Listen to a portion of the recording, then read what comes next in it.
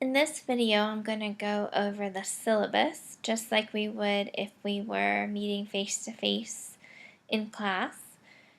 Hopefully this will answer any of the questions that you have, but I would like for you to still read on your own, and if questions arise, let me know through the syllabus questions assignment so that everyone can see my answer to your question. Our class is completely online. That means we do not meet face-to-face on campus. However, I am available to meet with you if you need to meet. So please don't feel like I introduce everything in August and then I say, okay, see you in December. I am available to you if needed, whether it's through email or video chat if needed, or if you want to meet on campus, we can do that. So I am available even though we're online. My email is right here. Please use that if you want to email me instead of replying to the announcements I send. When you do that, I don't get it. We've had students do that to several professors, myself included, and the professor doesn't get the email. So please make sure you actually put in my email address. You can also use the message feature on EDU 2.0, but that's not 100% reliable. So the best way to do it is just to send me a regular email.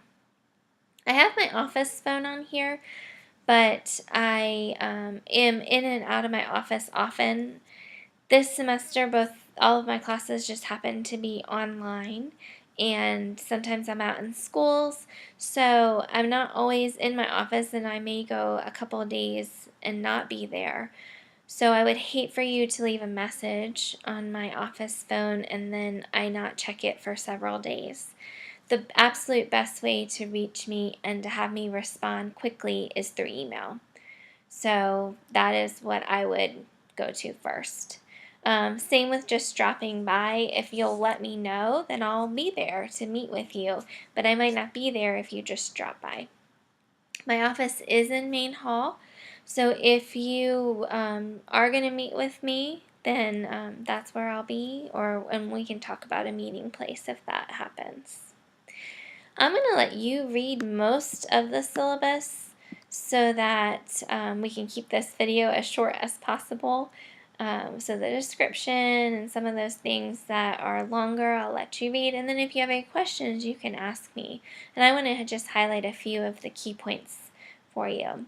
We do have 2 textbooks for this course, and they're listed here. They do have old publication dates, which I know sometimes we can be wary of that, but I think they both are still very important to what we're doing in schools right now, and perhaps we're not even achieving some of the things that are talked about in these books yet. So although they may seem old, I think they are still important for us to read right now. I know that some of you are still waiting on the textbooks, so please understand that I know that, and that is okay. I've tried to make the first assignment for these not due for a little bit, so you have time to get them and then actually start reading. We are online, but we're going to still try to have a variety of different types of assignments if we can. I'd like for you, to keep me updated and let me know how things are going, because this is the first time that I've taught this class online. It's been taught online, it was last year, but the previous times that I have personally taught a class like this, it was face-to-face. So as much feedback as I can get from you would be helpful, just as when you're in the classroom you want to know what's going well and what's not. I feel the same way as you. So I'll let you read through some of these. We are going to incorporate some ideas about AIG instructions, since a large chunk of you are pursuing your AIG add-on license, and that is one of my areas of interest too. My master's degree is in gifted education, and I have the AIG license, but again, we'll be looking at a variety of learners. So when you see AIG popping up, don't worry if that's not your area of interest. That doesn't mean that you're going to be bombarded by that, but we'll try to incorporate some of those ideas, some for those who are on that track. This chart just aligns some of the things that we're doing with some of the goals for you as graduate students, so I'll let you read through some of those. I would like you to use Word or Google Docs if possible, because those are the easiest for me to be able to give you feedback. I like to type my feedback into your document through track changes or through comments. So if you can do that for me, that will be helpful. I'd rather you not give me a PDF if possible. I'd rather it be Word or Google Doc. But I'm pretty comfortable with technology, so I will try to make whatever you give me work. I also like to give a lot of feedback, and that's the best way for me to do that. You need to make sure that you're checking EDU 2.0 and your Salem email account as much as possible throughout the week, just because because we're online and I don't see you weekly, I'm going to have to see you through emails and EDU 2.0, and so I'll send those out.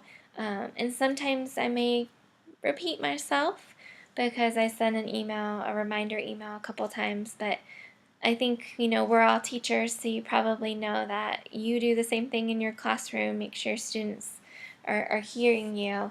I feel the same way. I just want to make sure that there's no one in the class that is confused about what they're supposed to be doing. This breaks down the assignments for you so that you can see them kind of in a 100-point percentage. We are going to be working on a unit this semester using the Understanding by Design framework and looking at conceptual understanding through big ideas. You're going to work on the unit in stages, so you'll be graded on each stage, and then you'll be graded again on the final unit after you make some revisions for each stage.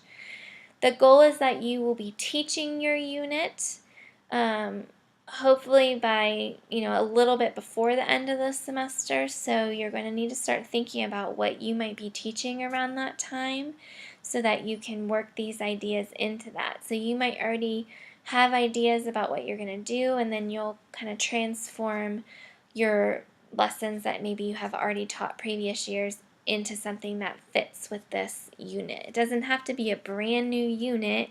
It can be something that you've taught, but now you're tweaking it to align with these ideas. You'll also have an article review to do, and I'll talk more about that as we get a little bit closer. And I'll talk a little bit about APA formatting and finding research. And then you'll see that most heavily is weighted your participation. So as long as you are reading and you're actively participating in discussions, then that will be a large chunk of your grade. So make sure that you're doing that each week. This breaks down your assignments a little bit more. It tells about the stages, which you can read through, and then I will, of course, tell you about them as we go. This is not a work at your own pace course. I want you to not work too far ahead. I want you to stay with us, and I'll talk about what we're doing each week.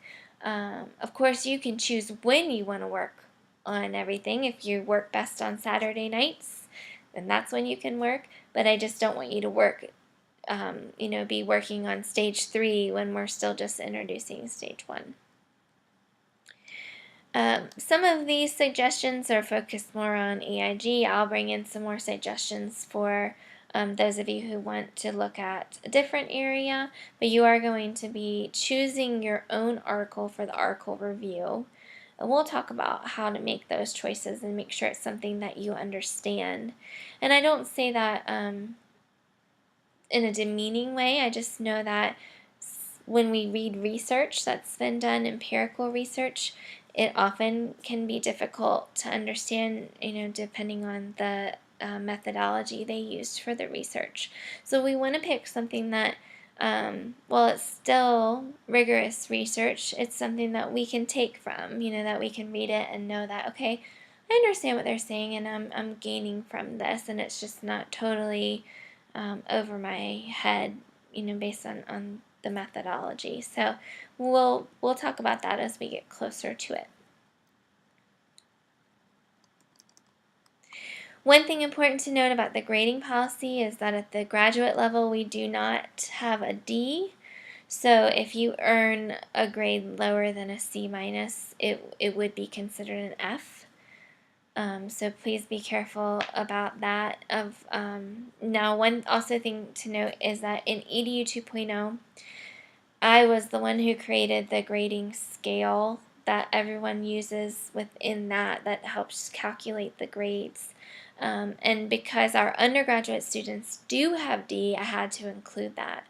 So if for some reason, which I hope this wouldn't happen, but your final grade is showing a D, please remember that when it's posted officially online in My Salem, it will show an F, because anything below a C minus for you is an F. But for the most part, I don't think that's an issue at the graduate level. It's just something I want you to be clear about.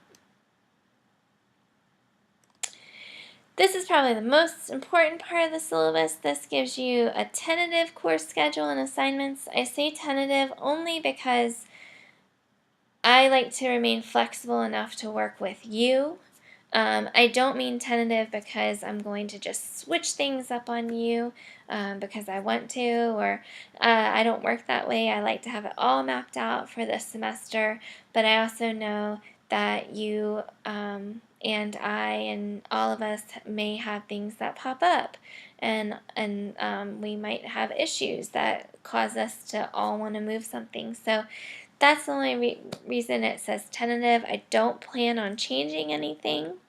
So if you want to at least read ahead, maybe you're not working ahead, but you're reading ahead because you have something coming up, so you want to go ahead and get some of the reading done, then that's fine, because everything that's listed is what we will do. So the the first column is the week, and then the other three columns, you have your readings, and then you have what you need to post as a discussion. So that's when you're talking to classmates. And then this last column, that's when you have a bigger written assignment. So while these postings are written assignments, they're a little more informal. Of course, you'll still use correct grammar and you'll write academically. You can type right into EDU 2.0, and it's not like you have to attach a Word document or in a more formal way, where these would be more of you developing your unit or writing the article review. So we see our topics. This first week we are introducing ourselves. I'm creating the syllabus video, and you're understanding course expectations. But of course, it's a short week. And you see you have your introduction due Sunday, August 27th. I tried to make everything due Sunday because I know that you all work and that it's hard to come home from teaching all day and get stuff done. So, you might work a little bit throughout the week, but you also might really need the weekend to work. So everything is due Sunday night. And there are small instances where there might be something due in the middle of the week. And that would only be Tuesday, that would be only you responding to a classmate. So your initial post would be due Sunday, and then by Tuesday, you would respond to a classmate.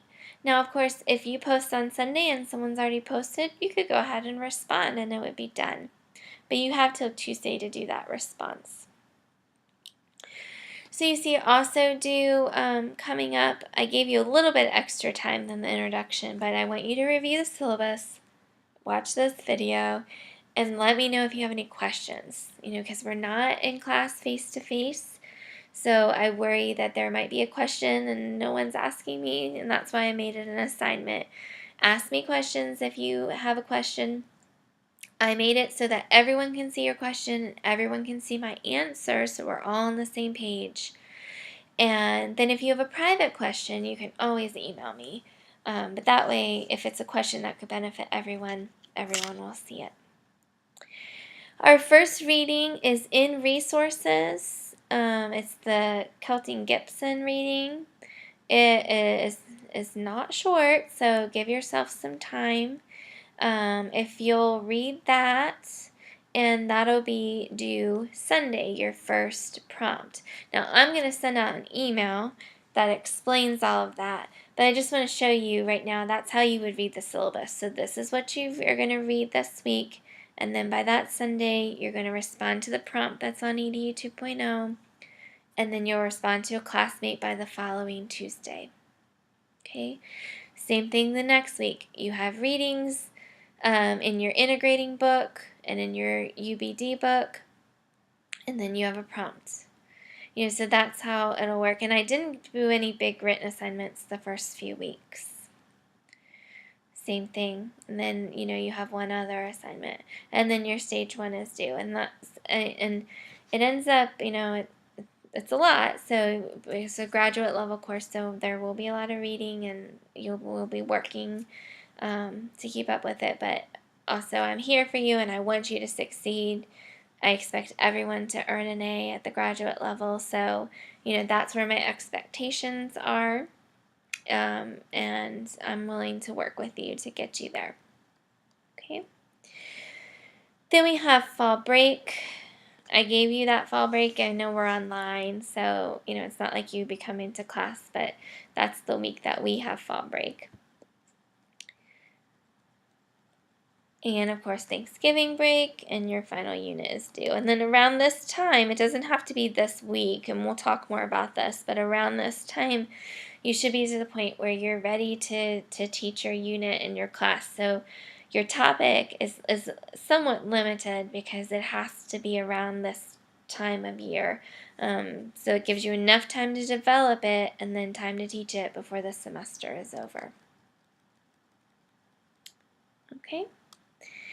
So I'd like for you, now that we've gone through the syllabus, I'd like for you to let me know what questions you have in that syllabus questions assignment on EDU 2.0. If you don't have any questions, just say you don't have any. And then if one comes up later, you can always email me. And I will send a lot of emails throughout the semester with lots of reminders so that hopefully we'll all feel like we know what's going on. But please, please, please don't hesitate to reach out to me if you have any questions, because I'm here to work with you and to work for you. And I want to feel like I have a relationship with everyone, even though we don't see each other face to face.